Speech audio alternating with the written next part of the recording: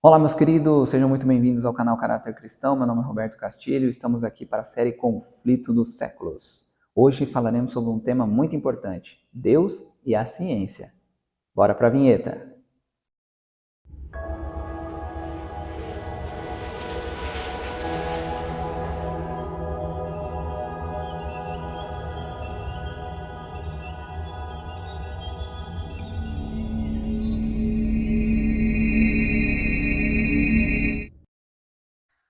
Bom, meus queridos, antes de nós irmos para os livros, nós vamos primeiro para a Bíblia. Salmos 9 é um salmo que é um cântico de louvor e ação de graças a Deus por suas maravilhas. Davi ali, ele entende que Deus ele é justo e que a soberania de Deus está acima de todas as coisas. Já no Salmos 10, Davi ele tem uma súplica e ele começa a questionar a Deus por que os ímpios estão prosperando, sendo que os ímpios estão atacando a ele, né? E no fim, Davi chega à conclusão de que Deus não está longe, não, de que Deus está muito perto para ouvir a cada um dos seus filhos. Já no Gênesis 2, nós temos uma sequência muito interessante. Primeiro, o Gênesis 2 ele finaliza falando sobre o sábado, né? O dia o final da criação.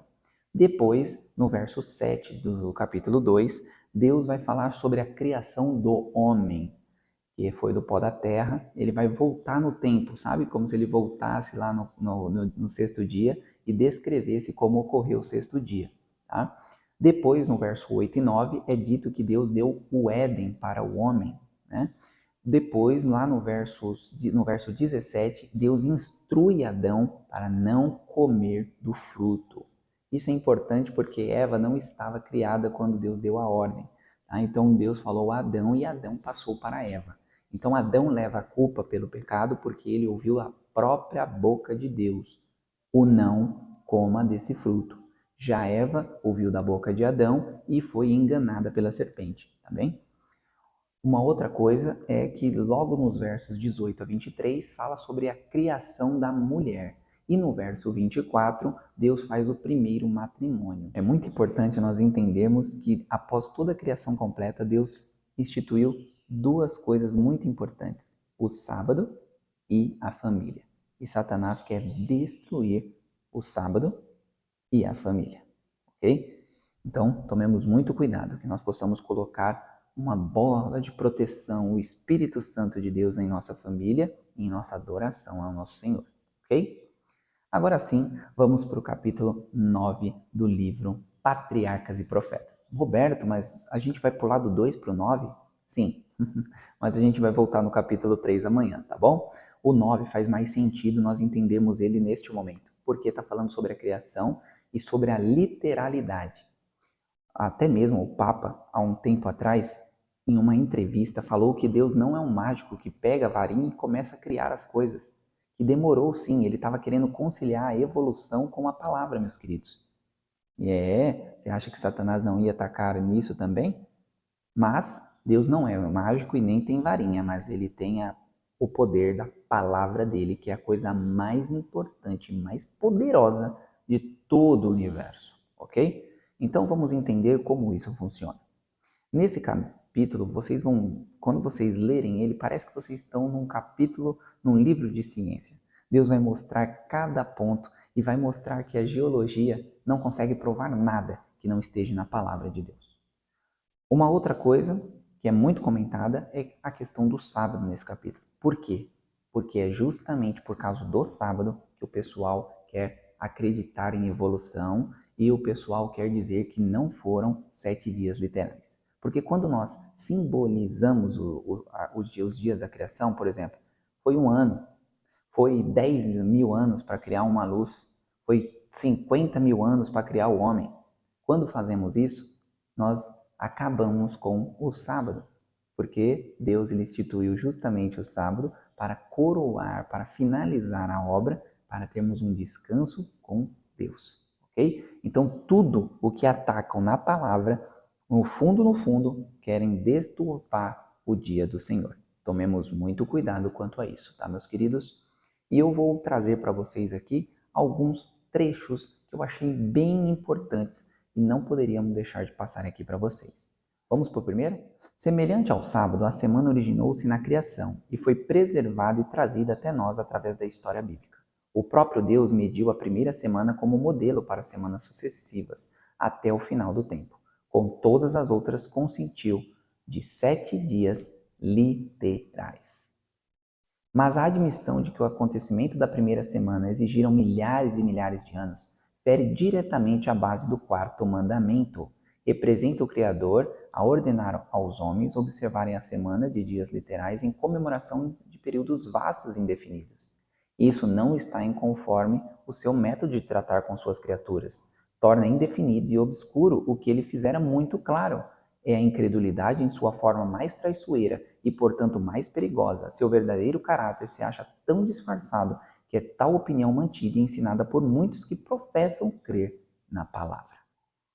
Esse texto é muito forte, porque as pessoas aqui estão tentando tirar o sábado do foco, porque Satanás está usando elas, e aqui está dizendo que Deus não trabalha dessa forma.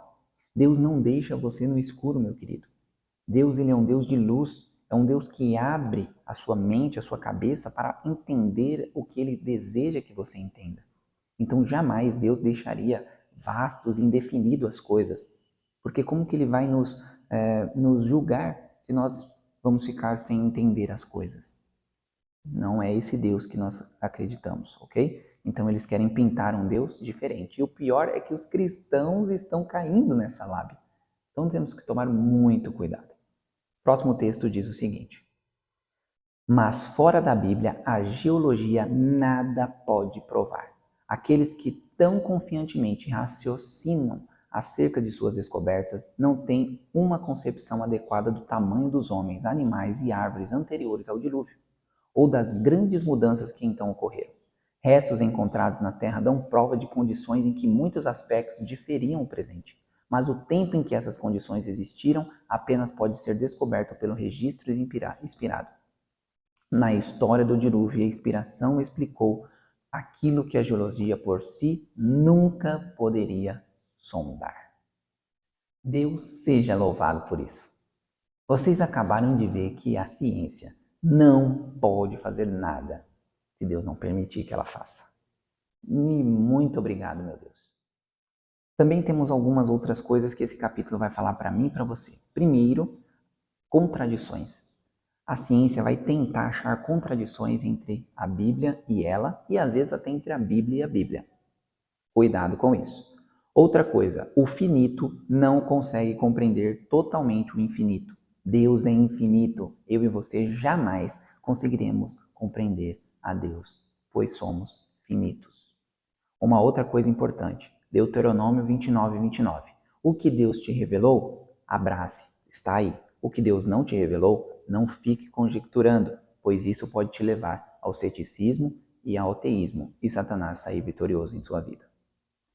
E eu gostaria de finalizar com os 2 últimos parágrafos. Diz o seguinte: os mais poderosos intelectos da Terra não podem compreender a Deus. Os homens podem estar sempre a pesquisar, a aprender e ainda, para além, o infinito.